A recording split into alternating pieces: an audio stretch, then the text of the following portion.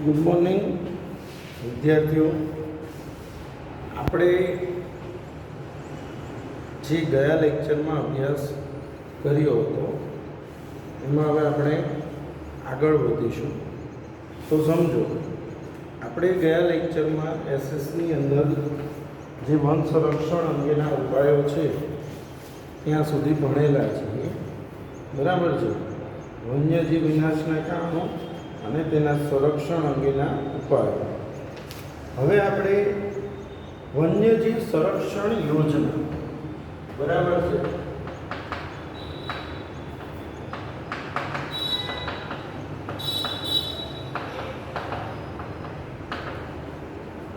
આપણા દેશની અંદર વન્યજીવોને બચાવવા માટે કઈ કઈ યોજનાઓ અમલમાં મૂકવામાં આવી છે. વન્યજીવ સંરક્ષણ યોજના.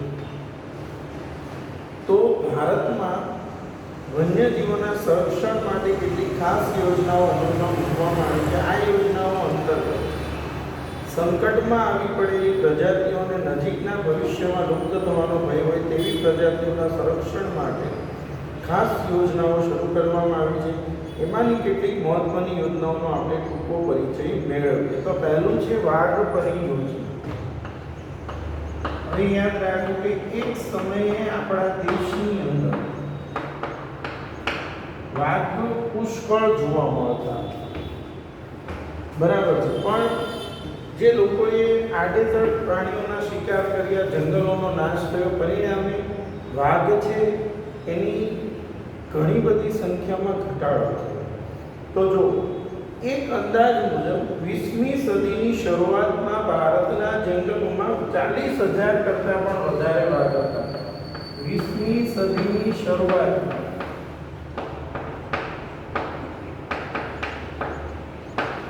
ભારતમાં 40,000 કરતાં વધારે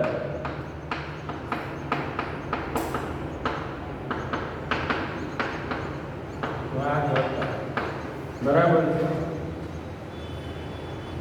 અનિયંત્રિત ગેરકાયદેસર થતા શિકાર અને નિર્વિલીકરણના પરિણામે વાઘના અસ્તિત્વ માટે બહુ મોટો ખતરો ઊભો થયો હતો. તે સંજોગોમાં જો એક આડેધડ લોકો શિકાર કરે અને અનિયંત્રિત ગેરકાયદેસર થતા શિકાર અને નિર્વિલીકરણના પરિણામે વાઘના અસ્તિત્વ સામે બહુ મોટો ખતરો ઊભો થયો. તે સંજોગોમાં 1971માં વાઘ બચાવવાના હેતુસર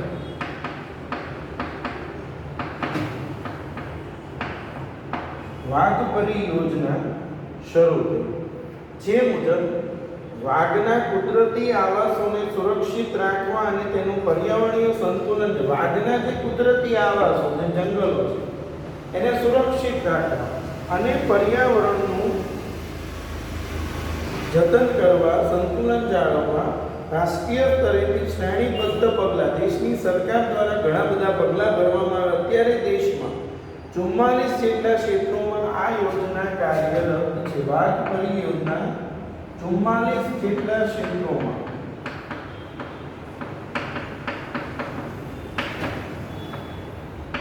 કાર્યરત છે. એટલે આ વાઘ પરિયોજનાની આપણે વાત કરી કે 20મી સદીની શરૂઆતમાં ભારતમાં જંગલોમાં 40,000 કરતાં વધારે વાઘ હતા, પરંતુ અનિયંત્રિત જે લોકોએ શિકાર કર્યો અને ગેરકાયદેસર રીતે જે શિકારો થયા અને એ કારણોસર અને પર્યાવરણને જે નુકસાન પહોંચ્યું, જંગલો કપાતા ગયા, એના લીધે વાઘની સંખ્યામાં ઘણો ઘટાડો છે. એટલા માટે સરકારે, બરાબર છે, પ્રોજેક્ટ ટાઈગર 1971માં વાઘ પરિયોજના શરૂ કરી, જે અંતર્ગત દેશમાં હાલમાં 44 જેટલા ક્ષેત્રો કાર્યરત છે કે જે વાઘને બચાવવા માટેના પગલાં ભરે છે. હવે આવે છે હાથી પરિયોજના.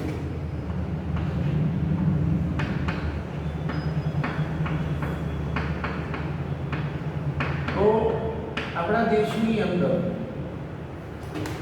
હાથીને બચાવવા માટે, તો હાથીઓની સંખ્યાને બચાવવા માટે 1992માં પ્રોજેક્ટનો આરંભ કરવામાં આવ્યો. હાથી પરિયોજનાની શરૂઆત 1992માં આ પ્રોજેક્ટ શરૂ કરવામાં આવ્યો. તેનો મુખ્ય હેતુ હાથીઓને તેમના કુદરતી આવાસોમાં સંરક્ષણ આપવા, હાથીને તેમના કુદરતી આવાસોમાં સંરક્ષણ આપવાનું, કે હાથી છે એને કુદરતી આવાસો જે છે એમાં સંરક્ષણ આપવું, કારણ કે હાથીઓની સંખ્યા પણ ઘટતી જતી હતી. હાથીના જે દાંત છે અને એમાંથી ઘણી બધી જે દવાઓ બને હાથીમાંથી, એટલા માટે થઈને હાથીઓની જે શિકાર કરવામાં આવતો હતો, એટલા માટે તેમને કુદરતી આવાસોમાં સંરક્ષણ આપવું અને તેમના કુદરતી નિવાસસ્થાનો, તેમના સ્થળાંતરના માર્ગોનું સંરક્ષણ. સ્થળાંતર જ્યારે હાથી એક સ્થળેથી બીજા સ્થળે પસાર થાય છે, ઘણીવાર રસ્તા ઉપરથી પસાર થતા હોય અને એ હાથી ઉપર ગાડીઓ ચાલી જાય અને મૃત્યુ થઈ જાય, તો એટલા માટે થઈને એને બચાવવા માટે આ હાથી પરિયોજના શરૂ કરવામાં આવી છે. અને એમાં કઈ વસ્તુ, એક આવાસોમાં સંરક્ષણ આપવું, તેમના કુદરતી નિવાસસ્થાનો, તેમના સ્થળાંતરના માર્ગોનું સંરક્ષણ કરવું. એ હાલ દેશમાં હાથીઓ માટે 26 જેટલા સંરક્ષિત વિસ્તારો છે.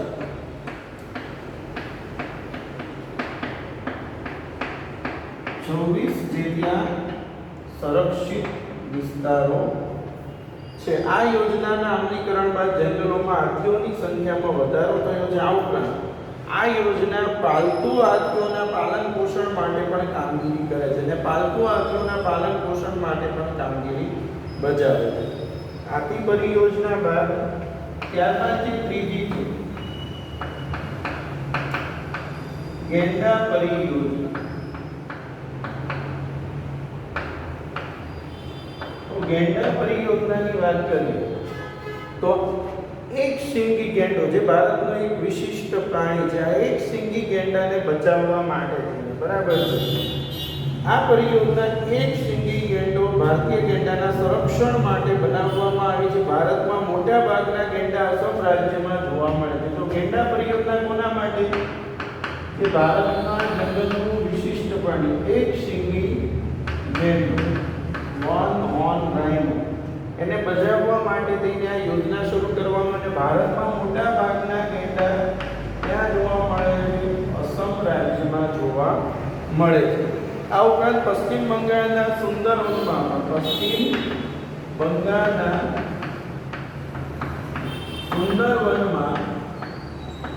પણ તે જૂજ એટલે ખૂબ જ ઓછી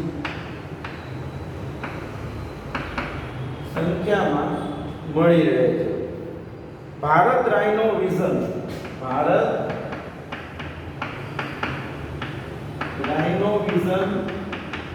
2020 અંતર્ગત વ્યૂહરચના મુજબ ભારતમાં ગેંડાની સંખ્યા 3000 સુધી લઈ જવાનો લક્ષ્યાંક છે. ગેંડાની સંખ્યા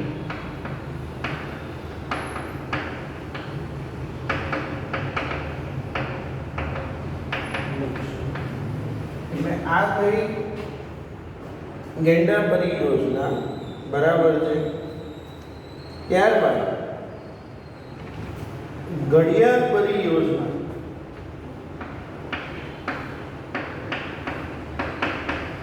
હવે સમજો ઘડિયાળ શું છે? તો કે ઘડિયાળ એક પ્રકારની મગર છે જે મીઠા પાણીમાં જોવા મળે છે. મીઠા પાણીમાં જોવા મળતી મગર, જેને શું કહે છે? ઘડિયાળ. તો આ જે ઘડિયાળ પરિયોજના છે, તો જો ઘડિયાળ એ શું છે? પહેલી વસ્તુ એ મગરની એક પ્રજાતિ છે કે જે મીઠા પાણીમાં જોવા મળે છે. તો મીઠા પાણીમાં જોવા મળતી મગરની આ પ્રજાતિ 1970ના દશકમાં મીઠા પાણીમાં જોવા મળતી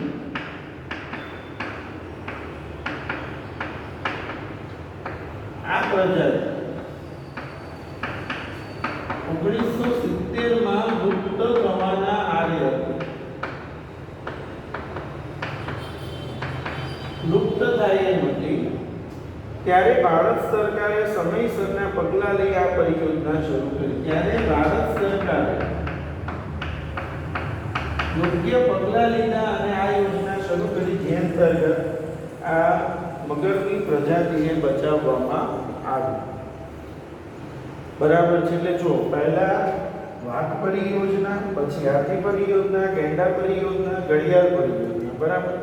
ત્યારબાદ તો કે ગીધ પરિયોજના. તો ગીધ પરિયોજના, ગીધ કે જે કુદરતનો સફાઈ કામદાર કહેવાય, જે મૃત પ્રાણી જે છે, મરેલા પ્રાણીઓના માંસને એ બધું ખાય છે, તો એ ગીધ પરિયોજનાની વાત કરીએ.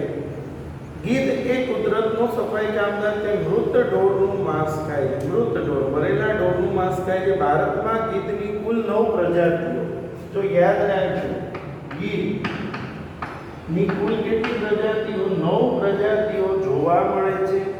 ગીધોની સંખ્યામાં થયેલા અસાધારણ ઘટાડાને લીધે 2004 આ યોજના શરૂ કરાઈ છે. 2004 આ ગીધોની સંખ્યા જે ઘટી ગઈ તેને વધારવા માટે આ યોજના શરૂ કરવામાં આવી છે. ત્યારબાદ હિમદીપડા પરિયોજના. હવે સમજો હિમદીપડા પરિયોજના શું છે એની વાત કરીએ તો જો ભારતની અંદર હિમાલયના વનોમાં, હિમાલયની અંદર, હિમાલયમાં 3000 મીટરની ઊંચાઈ ઉપર પૃથ્વી સપાટી, બરાબર છે, તો હિમાલયમાં 3000 મીટરની ઊંચાઈએ જોવા મળતી આ પ્રજાતિ બરફમાં રહે છે. સમજો હિમદીપડો જેને કહેવાય, આ હિમદીપડો છે એ ક્યાં રહે છે? તો કે હિમાલયમાં 3000 મીટરની ઊંચાઈએ જોવા મળતી આ પ્રજાતિ.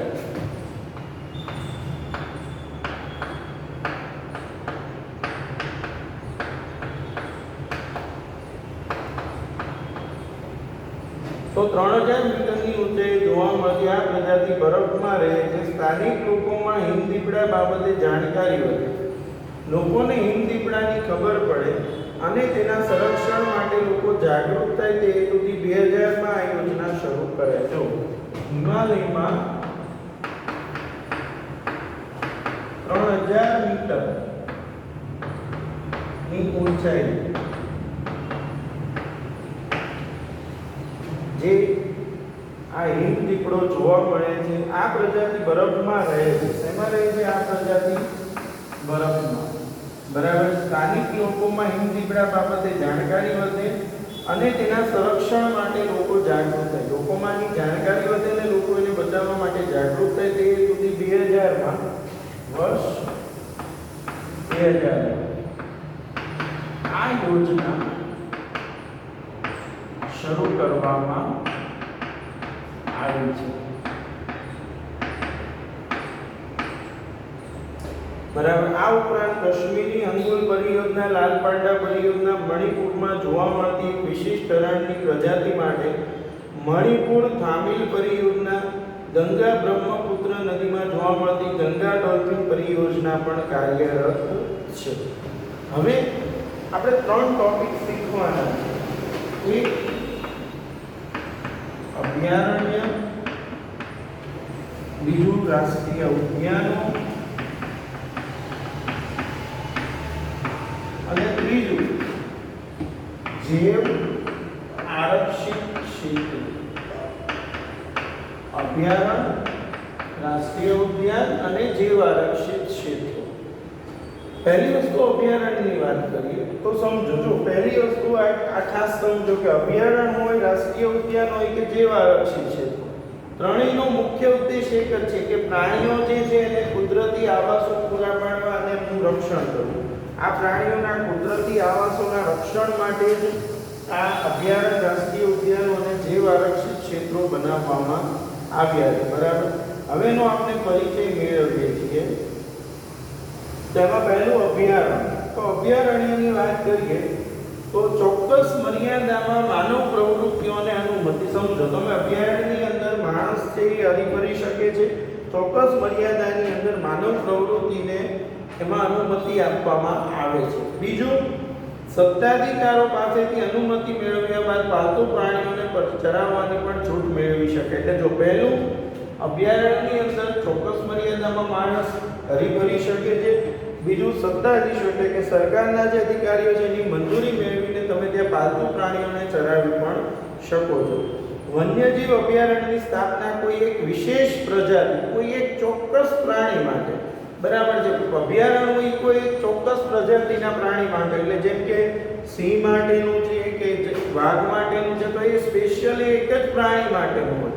તો પ્રાણી આજે વન્યજીવ અભયારણ્યોની રચના ચોક્કસ પ્રજાતિના સંરક્ષણ માટે કરાય છે. અભયારણ્યની સ્થાપના રાજ્ય સરકાર દ્વારા જરૂરી પ્રક્રિયા દ્વારા કરી શકાય છે. એટલે જો તમે પહેલું ચોક્કસ બરાબર છે પ્રકારે માનવ સમર્યાદામાં માનવ પ્રવૃત્તિ કરી શકાય.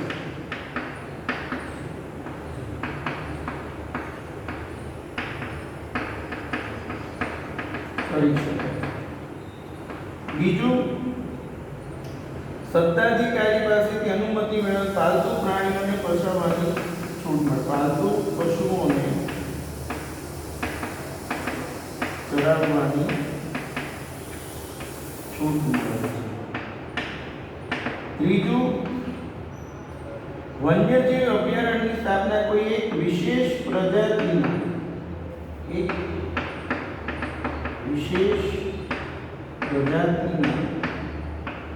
સંરક્ષણમાં થાય છે. કોઈ ચોક્કસ પ્રાણીના રક્ષણ માટે અભયારણ્ય બનાવવામાં આવે છે. પેરિયાર, ચંદ્રપ્રભા, હેતુનાગ્રમ અભયારણ્ય જાણીતા અભયારણ્યો છે. પેરિયાર, ચંદ્રપ્રભા, હેતુનાગ્રમ એવી રીતે આપણે ગુજરાતની અંદર પણ આવેલા છે. બરાબર છે. હવે અભયારણ્ય પછી રાષ્ટ્રીય ઉદ્યાનની વાત કરીએ તો સમજો અભયારણ્યની અંદર જે છૂટછાટો મળે છે એ છૂટછાટો રાષ્ટ્રીય ઉદ્યાનમાં મળતી નથી. એટલે અભયારણ્ય કરતાં વધુ સંરક્ષિત વિસ્તારો એ શું છે? રાષ્ટ્રીય ઉદ્યાનો. તો જો અભયારણ્યની તુલનામાં વધારે સંરક્ષિત ક્ષેત્ર છે, તેમાં એકથી વધારે પારિસ્થિતિક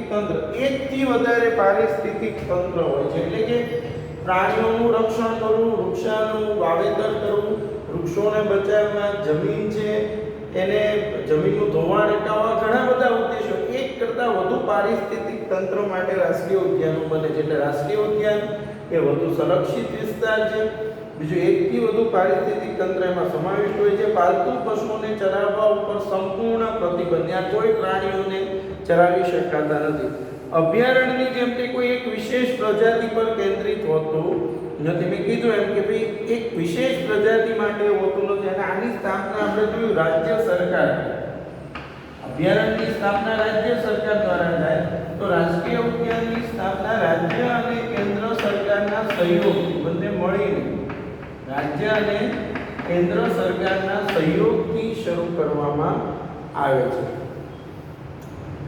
કાઝીરંગા, કોર્બેટ કે વેળાવદર દરિયાઈ રાષ્ટ્રીય ઉદ્યાન, ગીર, દચીગામ વગેરે અગત્યના રાષ્ટ્રીય ઉદ્યાનો છે.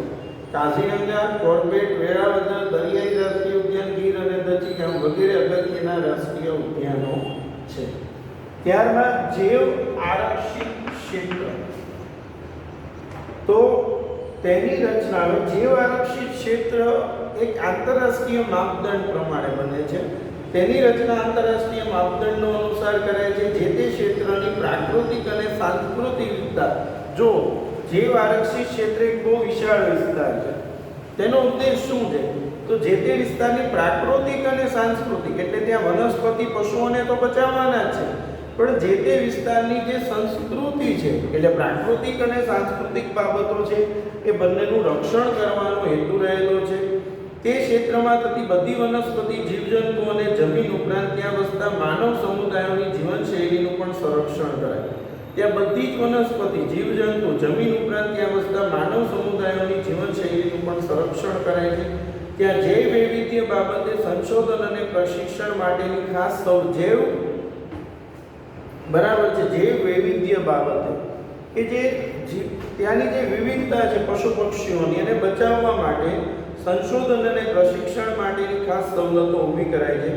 આ પ્રકારે ઘોષિત વિસ્તારમાં તમામ પ્રકારની બહારની માનવીય ગતિવિધિ સંપૂર્ણપણે પ્રતિબિંબિત હોય.